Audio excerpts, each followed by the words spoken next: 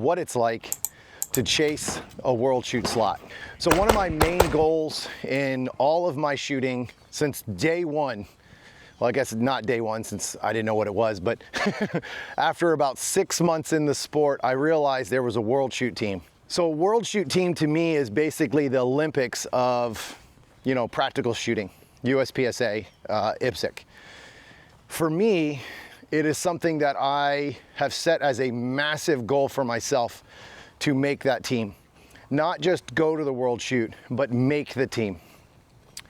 It is probably one of the biggest mysteries of our sport, unfortunately, on how to make the team, the qualifications, all these different things. It's not a very easy thing to figure out how to get or how to chase. So I would hate to admit this, but I'm very behind on my points, right? I'm close. I have an opportunity, but I have to basically win nationals at this point, Carry Optics Nationals. I'm very close though, which when I first started, I was nowhere near. And what I mean by when I first started was, a year ago, 2 years ago, whatever it was when this qualification started.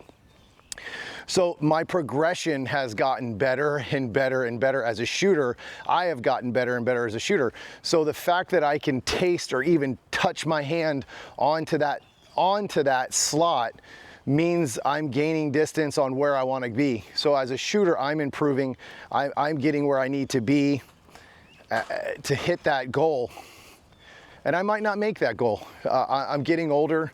I turned 45 this year, so I'm starting to chase a goal that is getting harder and harder to get with all the new shooters that come in, the shooters that are already here that are amazing. So it's one of those things where it's a goal that might never be reached. It's a goal that I might never, ever, ever have a chance to represent my country and shoot for a gold medal. And that's okay, but that doesn't mean I'm gonna lose that goal or eliminate that goal from my list of things to chase. The older I get, the harder it might seem, but that means it's even sweeter when I get it, or if I do make it. So that's why I have that goal still, and I can't lose that goal, and I don't wanna change that goal ever. That's something about myself that I never wanna make my goals all achievable or easily achievable. If they're easily achievable, they're probably not goals in the first place. They're not something that I would chase. It's probably not hard enough. I just kind of figured I'd jump on here and kind of talk a little bit about how, I don't want to say frustrating, but I guess it is frustrating to me how I have progressed so quickly to get to this point, but also I'm behind, right? So I am chasing guys with years and years and years and years of experience. They're excellent shooters. Guys almost never make mistakes, and the mistakes they make are just so small you wouldn't even notice them. And you're chasing just a very, very difficult goal and a difficult group of shooters that have already been here and done all this. And I noticed that the biggest thing out of all of it was their experience level is really something that separates me from them. They're so much more comfortable in situations. They don't make the mistakes in the sport that I make. And it's minor stuff. It's not like the stuff that I'm making mistakes on is such minor stuff, but it turns into massive mistakes against those guys because they don't make the mistakes. So chasing that goal as the world shoot to try to make that team, it makes all those little mistakes hurt more. And it makes you feel like you're going backwards. It makes me feel like sometimes, man, am I on the right track? Like, am I actually getting better? And then I have to step back. And I have to thank a lot of you guys for this, because a lot of you guys actually allow me to step back and appreciate where I'm at, because I'm hard on myself and I expect perfection, even though I know it's not reachable. But one of the things that when you guys send me a message and you're like, dude, look where you finished. Look where you finished the year before. Look where you finished the year before. And every year I've progressed. Every single year I've progressed to be better and better and better. And I'm now making the super squad on a regular basis, which honestly, it's one of those goals that I forgot. It's a goal that I completely forgot about, that that was a major goal of mine. Just to make the super squad in general was a massive goal of mine. And I honestly, I guess I just never think about it anymore, because that you know, I'm there, I'm at that point, I'm starting to make that squad. You know, Carry Optics Nationals, everybody good is going to be there.